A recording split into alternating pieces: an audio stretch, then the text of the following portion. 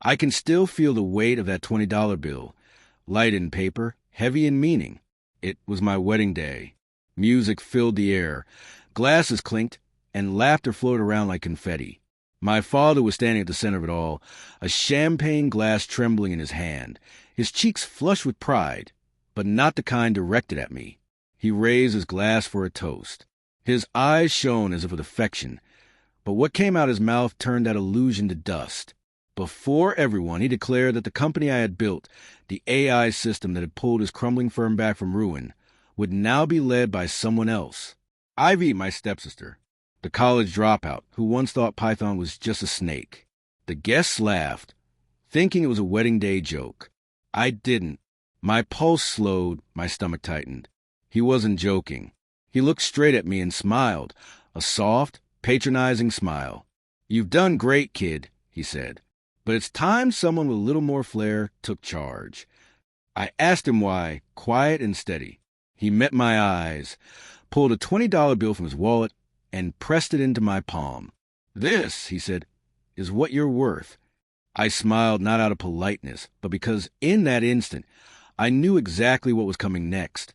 He hadn't always despised me. When I was 12, he used to call me the boy who thinks like fire and moves like glass. I think he meant I was clever but fragile, dangerous if dropped. After my mother passed, he remarried a woman who wore perfume like a warning. With her came Ivy, beautiful, impulsive, magnetic. My father adored her because she mirrored him. Charming, reckless, incapable of loyalty.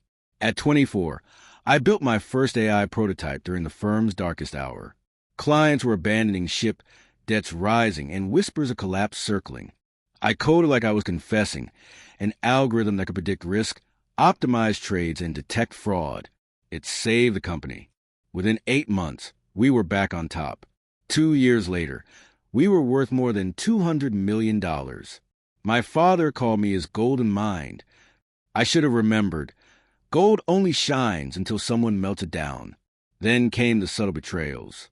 Meetings I wasn't invited to. Emails that somehow never reached me. The day I watched Ivy on stage presenting my system under a new name, Project Iris, was the day everything clicked. My code, my framework, my vision, all dressed up as hers. And beside her stood my father, clapping, smiling. I didn't confront them. I just started collecting evidence. Server logs, code backups, data trails, timestamps. Every digital fingerprint, proving what was mine. They thought I was naive enough to keep building while they took the credit. They forgot I had created the very system that could expose them. Revenge, I learned, isn't anger. It's precision. For 3 months, I built something new, the Mirror Protocol.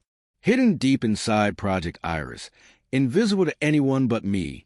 If activated, it would copy the firm's entire data infrastructure, encrypt it, and send it to an offshore server under my ownership. Then it would trigger a false feedback loop, a catastrophic failure that would make the system implode from within. Panic would follow. Trading systems would crash. Forecasts would reverse. Clients would vanish. And buried beneath that chaos, the evidence would rise, showing who had tampered with what. I scheduled it to go off exactly 1 week after the wedding. That night, I left the reception without looking back. I folded the $20 bill twice and tucked it into my wallet, not as a symbol of my worth, but as proof of his blindness. The next morning, they walked into the office as usual. I wasn't there, but I pictured 100 times. The flickering monitors, the red warning codes, Ivy shouting across the glass walls while my father barked orders, sleeves rolled, face pale. By noon, the clients had pulled out. By 2, the board demanded explanations. By 6, the federal auditors were there, with the logs, the ownership records, and my name at the top. I spent that day in a small cafe in Zurich, sipping coffee while my phone filled with news alerts. AI startup collapses after data breach. Founder accused of corporate misconduct. His face was everywhere. Not mine. He called once. I didn't answer. But I saved the voicemail, his voice breaking as he said he'd lost everything. I listened to it a few times, not for satisfaction, but closure. Then I deleted it. A month later, I launched my new company. Same foundation, Cleaner design, sharper ethics. Investors came fast, clients faster. I called it 21 analytics.